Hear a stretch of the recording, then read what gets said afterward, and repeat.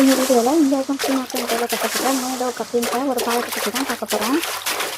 இந்த பாலம் கட்டினா இந்தியாவுக்கு மிகப்பெரிய பாதிப்பு வரும் அப்படின்னும், இந்த இந்தியா எல்லையில் இருக்க 2 மாநிலங்கள் முழுசாக அழிஞ்சு போகிறதுக்கு வாய்ப்பு இருக்குது அப்படின்றதையும் ஆராய்ச்சி கண்டுபிடிச்சிருக்காங்க.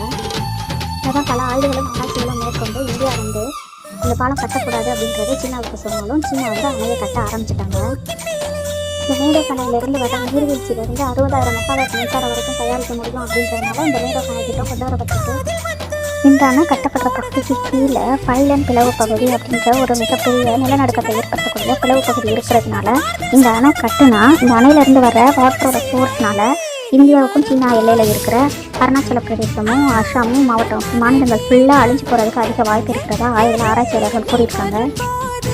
இப்பகுதியில் 9,500 ஆண்டுகளுக்கு முன்னாடியே அதிக அளவில் கடுமையான நிலநடுக்கம் வந்ததாகவும் 2017ஆம் ஆண்டில் விதத்தின் நிலம் பகுதியில் நிலநடுக்கம் அது 6.9 ரெக்டர் அளவில் பதிவானதாகவும் சான்றிதழ் கூறப்படுது. என்னதான் ஆராய்ச்சியெல்லாம் ஆய்வுகளும் பண்ணாலும் இது 3 கோஸ்டல் அணையை விட 3 மடங்கு மின்சாரத்தை தயாரிக்கும் திறன் கொண்டதுனால சீனா இந்த பணியை கைவிடாமல் தொடர்ந்து அணை கட்டுறதுல நடந்துட்டு தான் இருக்கு.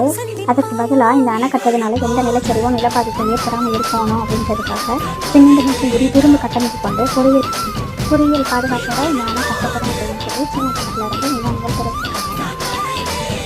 அவளோட இந்த திட்டத்தை பற்றின கருத்து என்ன அப்படின்றத கமெண்ட்ல சொல்லுங்க. தேங்க்யூ.